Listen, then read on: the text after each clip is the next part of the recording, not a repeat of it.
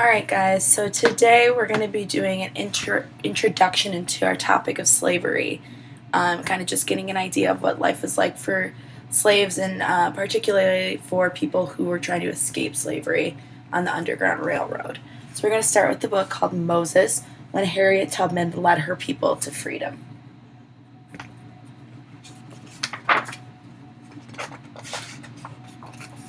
And here we have a foreword. Slavery is a practice in which one person, known as a master, is allowed through customs or even laws to own another human being. From 1619 to 1865, Africans and their descendants were enslaved in colonial America in the United States. This was the first time in history that enslavement was based solely on skin color.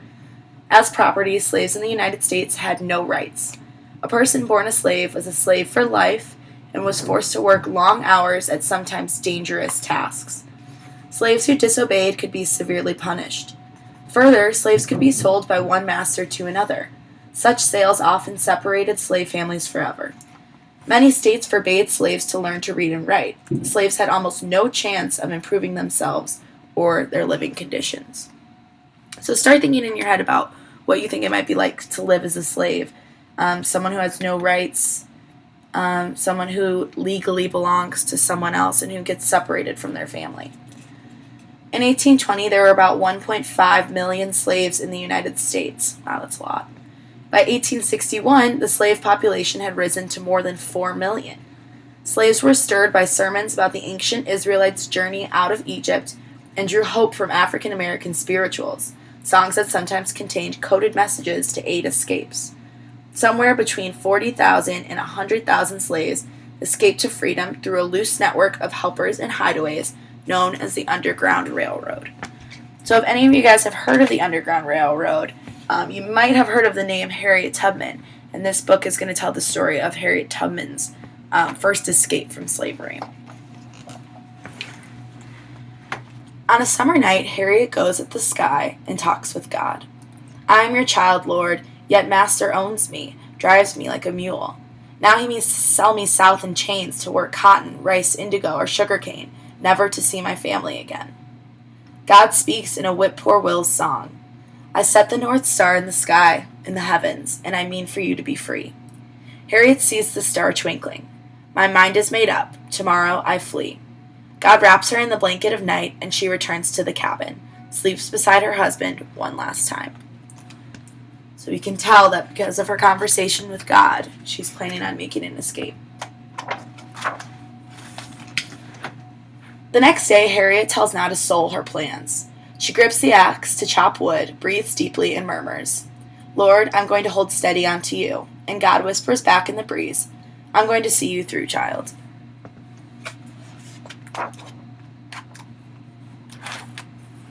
At dusk, Harriet chants, "When that old chariot comes, I'm going to leave you."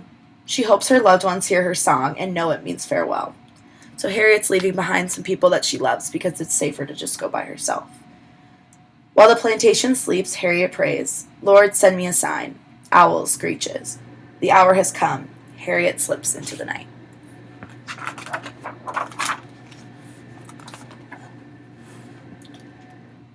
Running through the swamp, she hears a frog's croaking and her own heart pounding. So you can tell from her heart pounding that she's nervous. "Lord, I can't make it alone." In the moon's reflection on the creek, she sees God's face. "Harriet, you dreamed that saints saved you, but mortals will give you refuge." The woman in the wagon who always spoke kindly to me. "Yes, Harriet, I must go to her." You can tell here, by the way that the font's changing, that this is an interjection from God's voice, and this is Harriet speaking to him. The woman points Harriet to safe havens, hiding places for runaways, and Harriet steals away into the darkness. She creeps through the wood. Her heart flutters, hoofbeats. "Please, Lord, don't let them catch me and take me back to face Master's whip." So we can tell that maybe she's been punished by her master before, or whipped. "Don't let my journey end here." In the underbrush, Harriet sinks into a deep sleep. God cradles her. When she wakes, the men on horseback have passed, and day breaks. "Thank you, Lord, for watching over me."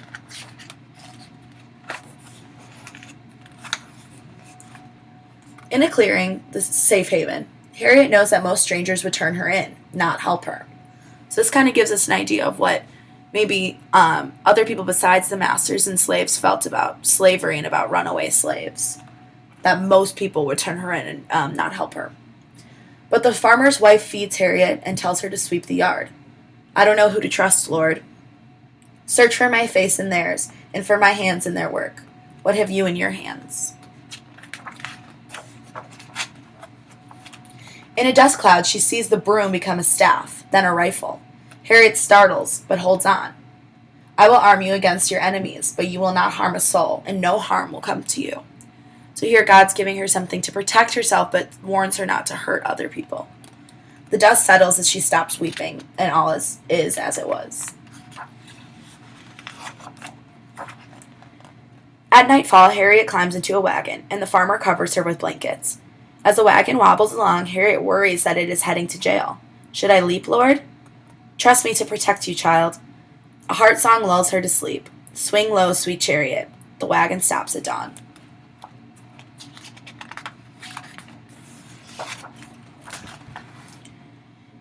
Harriet walks till her legs ache. Then she leans against a tree. Lord, I miss my folks. Harriet, your father taught you to read the stars, predict the weather, gather wild berries, and make cures from roots. Use his lessons to be free. You will meet again.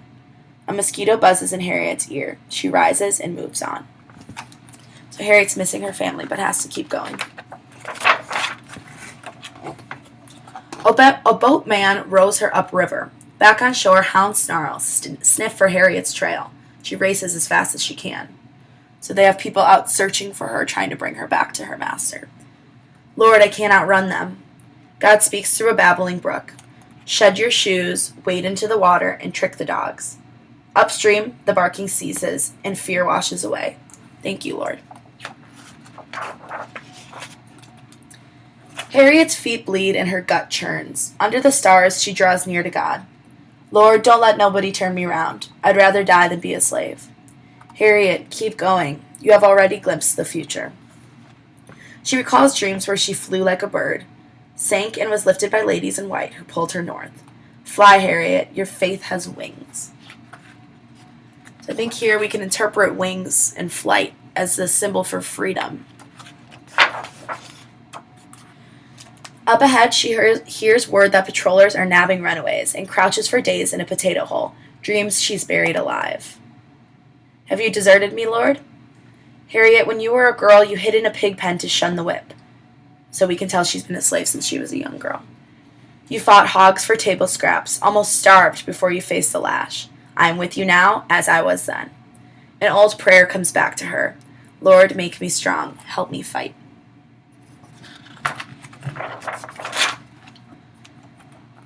After 7 days, Harriet rises from that hole like a sapling, reaches for the sun as if to touch God's hand. By moonlight, she marches on, making her way mile after rugged mile, hiding in haystacks, attics, and barns, holding God's hand all the while. She often wearies. How far, Lord? As far as you can walk with me, my child, and I can carry you. Do you guys think this sounds like a pretty treacherous, demanding journey? I think so. When Harriet is about to drop, a couple in a wagon ride by. They say slavery is a sin, and they take her on the last leg of her journey. Not far now, child, not far now. In the promised land, Philadelphia, the sun shines gold in the trees, and Harriet feels light as a cloud. She studies herself from head to toe to see if she has wings. So here we see that returning symbol of wings and flight as a symbol for freedom. Is this heaven, Lord? Not heaven, Harriet. Free soil.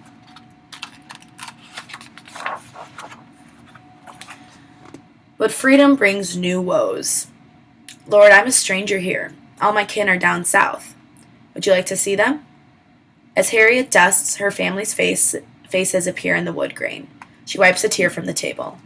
I would make a home for them here. I would give my own life to free them. Then go back for them, daughter. But first, go to my house to prepare for the journey.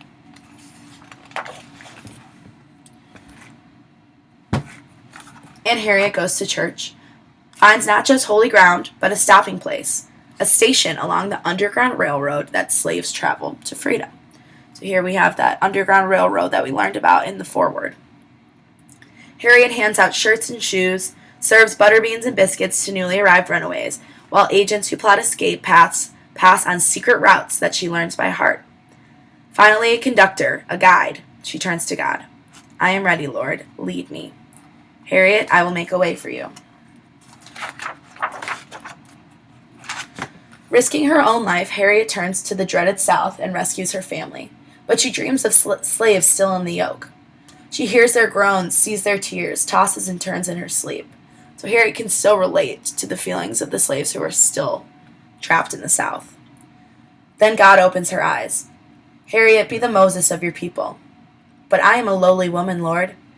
Harriet, I have blessed you with a strong body, a clever mind. You heal the sick and see the future. Use your gifts to break the chains. I will do as you say, Lord. I will show others the way to freedom that you have shown me. Save all you can, daughter. And Harriet heeds God's call, goes south again and again, keeps her bands of runaways moving, come storms and rough country, clear to Canada, Canaan land. And when free souls sing her praises, she gives glory where it is due. It wasn't me, it was the Lord. I always trust him to lead me, and he always does. Well done, Moses. Well done. So I hope you guys got a little bit of a feel for what it might have been like for a runaway slave while they were living on the plantation, the rough paths that many of them had to endure to try to find freedom, and also maybe caught onto the motif that there was a lot of religion in place, specifically for Harriet Tubman, and she really relied on God and her faith to see her through.